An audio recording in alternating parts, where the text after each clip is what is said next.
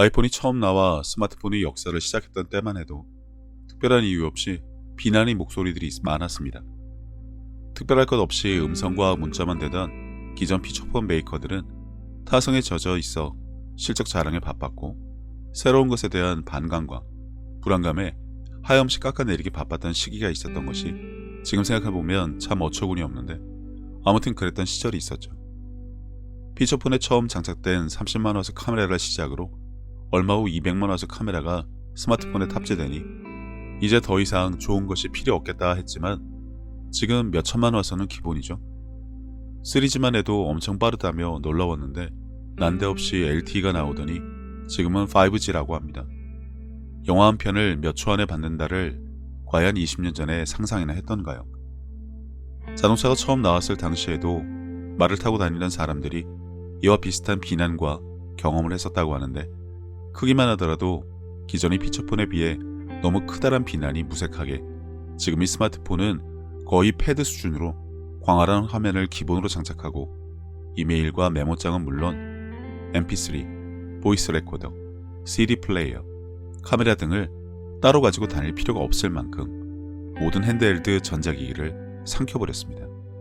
대표적으로 디카의 경우 필름에서 DSLR, 미러리스로 넘어와 유튜브와 각종 SNS 등과 맞물려 전 세계인의 필수품처럼 폭발적인 전성기를 맞이했으나, 일부 매니아층을 빼고는 요즘 누가 카메라 들고 다니냐며 최신 디카를 비웃듯이 1억 화소 카메라가 스마트폰에 다 들어가 있습니다.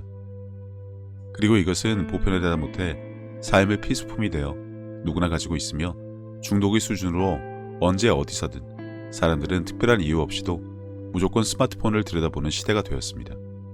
손편지가 사라지고 이메일이 보편화되었듯이 신문이나 책은 구시대 유물로 취급되면서 읽는 것보다는 오디오북에 익숙하고 문서도 음성으로 변환해서 읽어주는 TTS 어플에 의존하는 것에 사람들은 이미 익숙해졌습니다.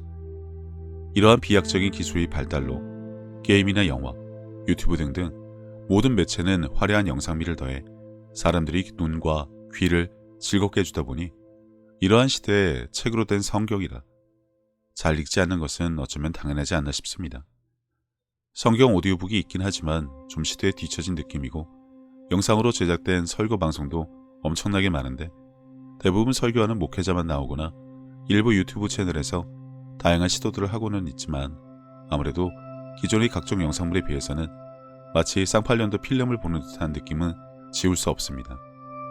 비약적인 발전이 있어야 할 부분이라고 생각되고요. 아무튼 스마트폰의 각종 어플과 컨텐츠 소비 때문에 여기에 익숙한 사람들에게 여러 가지 문제가 생긴 것도 있는데, 일단 무엇이든 자세히 보거나 읽지를 않는다는 것입니다. 영상에만 익숙하게 눈과 귀가 반응하다 보니 이제는 무엇이든 문자로 된 것은 대충 본다는 것이 맞는 말이 될 정도로, 심지어 보고도 이해하거나 생각하거나 기억하지 않는 경우도 많습니다. 흔히 휴식이라고 하면 바닷가 모래사장에 편하게 누워 시원한 커피 한 잔, 그리고 책 한 권을 떠올리곤 했습니다만, 지금은 무조건 핸드폰입니다. 팬데믹 상황에 인터넷 주문이 폭발적으로 늘어나 나의 필요를 채우기 위해 쉴 틈 없이 살만한 것을 찾아 헤맵니다. 예수님께서 우리를 쉴만한 물가로 인도하시려고 아무리 제안을 하셔도 들은 척도 안 하는 이유입니다. 밥을 먹고 어디를 가더라도 목적지 선정은 사진을 찍어 인스타그램에 올리기 좋은 곳부터 생각합니다. 남이 먹고 간 곳은 나도 똑같이 해봐야 직성이 풀립니다. 뒤처지지 않는다는 말 같지도 않은 생각의 노예, 허영심의 노예로 살기 때문이지만, 그토록 SNS에 집착하는 이유는 자신의 삶조차 스스로 계측하는 것은 엄두도 내지 못하는 것이 아니라 하려고조차 시도조차 하지 않으면서 오직 마구잡이로 올린 SNS와 유튜브 영상에 대한 나에 대한 남의 반응과 평가, 남들은 무엇을 하는지 기웃거리고 따라하려는 것에만 관심이 가득하고 삶의 희노애락이 거기에만 있기 때문입니다. 지피지기면 백전백승이라고 합니다. 하지만 남을 알아서 뭐합니까? 내가 싸울 준비조차 되어 있지 않은데, 싸울 능력조차 갖추지 않았는데, 배우고 익히고 훈련하지 않고서 무슨 싸움을 운운한다는 겁니까? 그림자와 싸우듯 주변의 사람과 상황의 문제도 아닌 자신의 감정조차 다스리지 못해 허덕이면서 말입니다. 아무 일에든지 다툼이나 허용으로 하지 말고 오직 겸손한 마음으로 각각 자기보다 남을 낮게 여기고, 언제나 내가 옳다는 주장은 분쟁과 싸움, 소유와 탐닉만을 부릅니다. 나보다 남을 더 낮게 여기라는 말씀은 듣기조차 싫어합니다. 아무튼 사람이 독서량이 떨어진 이유도 스마트폰이나 영상물에 익숙해진 결과이기는 한데, 성경을 읽지 않는 세태에 대해 나누고자 하는 것이 아니니 본론으로 들어가겠습니다. 성경은 삶의 지혜가 가득하다고 합니다. 인간 사용 설명서라고도 하는 이유는 음식을 만든 사람이 어떠한 재료와 요리 방법을 사용했는지 제일 잘 알고, 자동차를 만든 사람이 어떤 부품과 기술을 적용했는지 잘 알듯이 우리를 만드신 하나님이 우리에 대해 제일 잘 아실 수밖에 없기 때문입니다. 그러면 당연히 삶의 해답이 성경 안에 있고 그분으로부터 말씀을 듣고 대답하는 것이 익숙해야 하는데, 그것조차 하려고 들지를 않습니다. 게다가 성경은 회화책이란 시리즈물을 통해서도 나눴지만 세상의 흔한 책에서도 이런 표현을 자주 사용하니, 그래서 누구나 읽고 듣기만 하다 보면 성경은 신문이나 라디오, 텔레비전과 같이 한쪽에서 일방적으로 보고 들으라며 사람들에게 쏟아내는 정보 매체로 인식되어 실증이 날 수도 있습니다.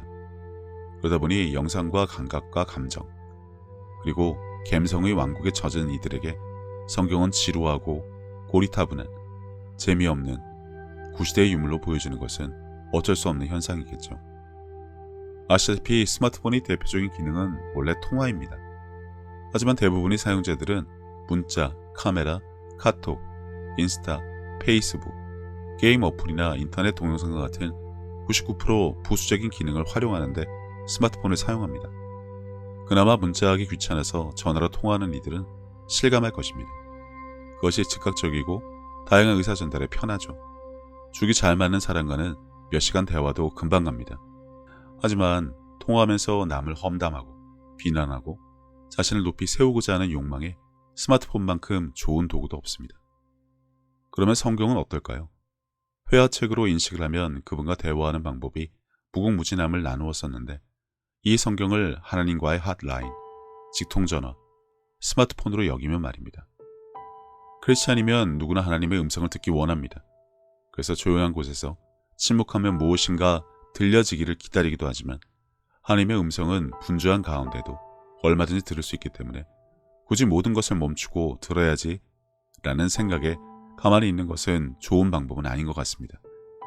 아무튼 음성을 듣는 경험을 통해 하나님과의 관계를 형성하고 싶은 많은 분들이 있지만, 정작 성경이 지난 2000년 동안 우리에게 매일같이 주신 말씀의 음성이란 인식을 가진 분들은 그리 많아 보이지 않습니다.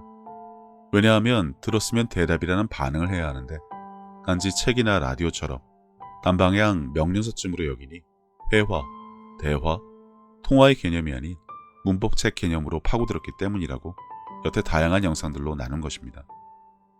크리스찬은 기도를 통해 주제와 상관없이 나의 온갖 상황과 처지는 때와 장소를 가리지 않고 잘 들어놓습니다. 하지만 기도 응답은 다음에 받을 생각으로 기도를 접고 제 갈 길 걸어가는 크리스찬. 기도할 때 주님께 다 맡기라고 했더니 한참 늘어놓고선 기도를 마침과 동시에 다시 주섬주섬 늘어놓은 것이 걱정이든 관계든 합격이든 건강이든 상관없이 하나도 남기지 않고 고스란히 다시 담아가지 않았나요? 말씀에 근거하여 기도하고 하나님께 다 맡겼으니 기도하고 구한 것은 받은 줄로 믿고 나는 자유하다고 외쳐보신 적은 단 한 번이라도 있나요? 누군가와 대화하려고 만나서 시종일관 자기 할 말 다 하고는 볼일 끝났으니 가버리는 것과 마찬가지며 뭐하러 만나러 갑니까? 그러니 평소 기도도 성경도 하나님도 그렇게 대하고 있지 않은지 생각해 봤으면 합니다. 영적으로 성숙한 분들이라면 실제 전화 통화를 하듯 그분과 실시간 대화를 하는 수준까지 올라가지만, 아직 그렇지 못한 경우라도 성경은 편지나 전보가 아니다라는 인식부터 가지시기 바랍니다. 제대로 차려입고 교회 나가서 드디어 메인 이벤트인 설교 시간에 졸지 말고 앉아서 들어야 하는 라디오 방송도 아니고요. 내가 더디다고 생각을 하는 것이고 줘도 못 받고 알지 못하는 것이지, 하나님은 항상 몇 템포 늦게 반응하시는 분이 아닙니다. 기도하기 전부터 모든 것을 알고 대답을 주심에도 불구하고 그냥 할 것 다 하고 돌아가니 대화도 안 되고 주려고 한 것도 받아가지 않는 것이죠. 교회 와서 그냥 휙 던져버리고 가버리는 예배, 찬양, 기도, 헌금 등등 뭘 어쩌라는 것인지 웃음이 나올 뿐입니다. 말씀은 안 듣고 말해도 대답도 안 하고 하라는 것은 대신 해달라고 기도하고 할 라인을 가지고 있으면서도 들여다볼 생각도 안 하고 예배는 형식이고 영과 진리로 예배하는 자를 찾으시는데 예나 지금이나 정원 미달이고 성경을 펼치면 이미 나에게 주시는 말씀으로 가득함에도 불구하고 뭐가 어디에 있는지조차 모르는 크리스찬들이 문제이지 하나님은 지금도 스마트폰 들고 당신과 이야기 나누고 싶어 하시고 당신이 혼자 매일 하는 기도에 대한 응답도 하기 원하시는데 당신은 환상으로, 꿈으로, 계시로 누군가를 통해 대답을 듣기 원한다면 하나님의 스마트폰 요금은 매달 천문학적으로 나올 것입니다. 언제나, 늘, 항상 중구장창 손에 쥐시고 통화되기 상태일 때니까요. 자들이 먼저 기도를 통해 하나님께 전화하고선 자기 할 말만 다 하고 끊어버리니 통신비가 나오지 않을 수도 있겠네요. 감사의 기도도 있지만 대부분 기도하는 이유가 응답받기 원하는 것이 있어서 하지 않던가요?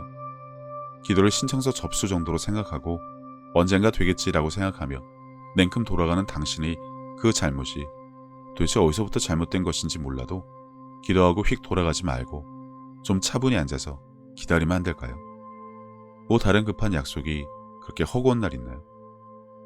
일해야 하고 업체 사람 만나야 하고 집에 가서 드라마 봐야 하고 어제 다 못 본 넷플릭스 정주행해야 하고 친구 만나야 하고 장 보러 가야 하고 기도라는 것을 통해 하나님에겐 매 순간 광고성 스팸 전화가 울려댑니다. 자들이 먼저 전화하고는 제 할 말만 하고 냉큼 끊어버리니 녹음해서 틀어주는 광고 전화처럼 하나님께서 대답을 하셔도 어차피 듣는 기능도 없고 그건 둘째 치더라도 일상적 들을 생각조차 없고 스팸이니까 내 할 말 쏟아내면 그만이니 그냥 일방적이죠. 매일마다 광고 전화 같은 기도에 시달리신다는 표현은 좀 그런데 황당해 하실 것 같습니다. 하나님, 안녕하시죠? 저 지금 이것도 필요하고 저것도 문제니까 제 것부터 빨리 해결해 주셔야 해요. 저 모태신앙에 교회 집 사고 봉사도 많이 하고 헌금도 꼬박꼬박 냈잖아요. 세상 사람들보다는 그래도 제가 더 훌륭하잖아요. 하나님이 시키는 거 나 혼자서 잘 못하는 거 아시니까 알아서 해주셔야죠. 그리고 나보다 열심히지 않은 교회의 다른 사람 기도부터 들어주면 내가 기분이 나쁘잖아요. 그러니까 아셨죠? 아멘. 그래 알았다. 내가 여보세요? 왜 항상 기도하라고 하셨겠습니까? 바로바로 통화하면서 대답조차 안 하실 것이라면 차라리 녹음 파일 올리라고 하시지. 성장하라는 겁니다. 수준에 맞춰 주시긴 하지만 하나님과 대화가 될 정도로 말씀과 믿음이 장성하라는 겁니다. 그래서 점점 더 내 곁으로 오라는 것입니다. 영적으로 장성한 자라면 기도하며 음성도 듣는 일이 비일비재하지만 그렇지 못하면 성령께서 말씀을 마음에 풀어주셔서 그 말씀을 통해서도 대답을 주시고 성경을 찾아보게도 하시니 언제 한번 제대로 소리의 진동으로 느낄 수 있는 음성을 듣게 해주셨냐고. 왜 잘난 척하는 저 사람 기도만 들어주고 나한테만 기도 응답이 없냐고 나질 것이 아니라 이미 주신 음성을 들으려고는 해봤느냐. 나의 대답은 이미 성경을 통해 알려주었는데 필요 없이 큰 성경을 사가지고 다니면서 그것을 읽고 듣고는 마음에 심어 열매를 맺기는커녕 반응이라도 해봤느냐. 내가 나에게 대답이라도 해봤느냐고 오히려 답답해 하실지도 모르겠습니다. 환상 중에 천사가 두루마리 편지라도 가져오고 예수님이 꿈에 나오셔서 나와 대화를 해주시길 바란다면 강에 그물을 던져 물고기를 잡는 게 아니라 내가 강가까지 감히 와주었으니 고기가 알아서 나에게 올라와야 한다는 억지와 같이 이게 뭔가 싶은데 성경 몇 독을 하고서 그 안에 무엇이 있는지 모른다면 아무리 성경이 하나님의 스마트폰으로 언제나 열려있고 나와 직통전화가 되는 수단이라 할지라도 아무 소용이 없을 것입니다. 교회에 오늘 처음 나온 새신자를 가정해 봅시다. 기도를 하고 그 답을 성경을 뒤적거리다 찾았습니다. 그리고 그것을 그가 찾던 해답, 하나님의 기도 응답, 나에게 주시는 말씀, 내가 대답을 할 대화라고 여긴다면 그 사람은 그 말씀을 마음에 품고 나무가 되도록 기르며 항상 감사하다는 말씀을 드릴 것입니다. 이런 과정만 봐도 그는 하나님이 스마트폰을 통해 제대로 된 통화를 한 것입니다. 하지만 이미 익숙해진 성경, 나도 예전에 저런 적이 있었지라며 고참 노릇이나 하지만 사실 봐도 모르고 누가 물어보면 얼굴만 붉히며 숨기 바빴지 보려고 하지도 않고 말씀을 읽고도 그게 하나님이 대답해 주시는 응답인지 모르고 엄한 곳에서 답을 찾아 헤매이는 이 안타까운 크리스찬 여러분. 도대체 갖고 있는 010 스마트폰으로 매일 뭘 그렇게 오랫동안 할 것이 있습니까? 부재중 전화나 문자에는 득달같이 달려들어 뭔가 싶어 궁금해하고 카톡을 보냈는데 읽지 않아 일이 남아 있으면 날 무시하는가? 바쁜가? 왜 안 보는 거지라며 종일 초조해하면서도 하루 종일 당신 곁에서 울리는 성경이라는 스마트폰은 이미 부재중 전화 수천 통이 찍혀 있는데 받을 생각조차 안 하고 평소에 인터넷 주문한 택배 기다리듯이 언제 기도응답 받으려나 두리번거리기는 하지 말고 이제라도 좀 받아야 하지 않을까요? 유치원부터 대학까지 단계별로 수준과 성장이 다르듯이 신앙도 마찬가지입니다. 단지 읽기만 하는 단계인지 하나님과 대화를 하며 그분의 일을 이 땅에서 대신하는 수준인지는 당신이 더 잘 알 것입니다. 라디오나 무전기도 아니고 하나님은 성경이라는 스마트폰을 통해 당신과 즉각적인 대화와 해답을 주시기 원하십니다. 하나님께서는 당신이 구하기도 전에 이미 필요한 모든 것을 주셨고 즉각 대답하기를 좋아하시며 당신이 기뻐하는 것을 당신보다 더 기뻐하시는 분입니다. 그러나 여기에 내가 원하는 것이 있다고 짚어서 알려주시려고 전화를 해도 받지를 않으면 무슨 소용입니까? 기도라는 전화를 걸어놓고 자기 할 말만 하고 대답은 듣지도 않고 냉큼 끊지 좀 말고 성령의 감동으로 말씀이 나에게 걸려오면 날 찾으시는 것으로 알고 감사하는 마음으로 기쁘게 받고 대답하는 대화를 하면 그만인데 이게 나한테 온 것이 맞나 아닌가? 이게 기도 응답인지 아닌지만 따지기는 그만 좀 하고 하나님으로부터 오시는 부재중 전화 평생 쌓이지 않게 항상 깨어 준비하는 슬기로운 5 처녀의 삶을 살아내셨으면 합니다. 예수님께서는 내 마음을 다하고 목숨을 다하고 뜻을 다하고 힘을 다하여 주 너의 하나님을 사랑하라 하신 것이요. 둘째는 이것이니 내 이웃을 내 자신과 같이 사랑하나 보다 더 큰 계명은 없다고 하셨습니다. 생각해보면 믿는 사람들은 이미 하나님께 받은 것이 너무나 많은 것을 아는 자들입니다.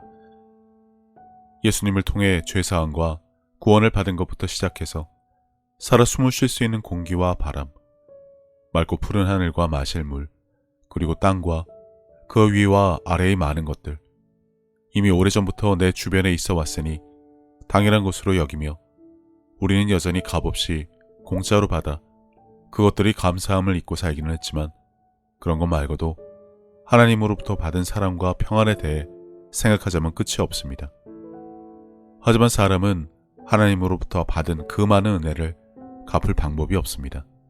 그래서 하나님께서는 내 이웃을 내 몸같이 사랑하는 것으로 그것을 대신 갚으라고 하신 것인지도 모릅니다. 그리고 지극히 작은 자에게 한 것이 곧 하나님께 한 것이라고 하셨으니 그분의 은혜를 알고 그분을 닮아가는 삶을 살아가야 한다면 지금 내가 살아가는 삶의 방향이 하나님과 나의 이웃을 사랑하는 올바른 길 위에 있는 것인지 한 번쯤 점검해 봐야 하지 않나 싶습니다. 이와 같이 하나님의 뜻, 그분이 기뻐하실 일이 무엇인지 알고 내게 주어진 소명을 다하기 위해 끊임없이 힘쓰고 노력하는 것도 크리스찬들이 마땅히 해야 할 일이 아닐까라는 생각을 해봅니다. 이제는 세상 유행에 따라 요동치던 내 마음을 모두 내려놓고 혼자서 하나님의 뜻을 헤아리는 시간을 가져보시기를 권해봅니다. 하나님은 세상 모든 사람들을 사랑하십니다. 그렇기 때문에 당신이 사랑받기에 마땅한 사람인 것처럼 당신의 가족도 이웃도 그분에게는 마찬가지로 소중한 자녀들입니다.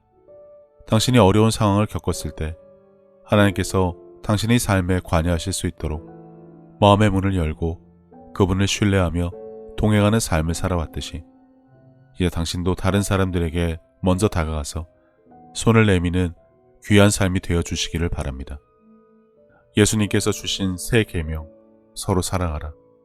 저도 늘 제 자리에서 최선을 다하여 섬기고 사랑하며 살도록 하겠습니다. 감사합니다.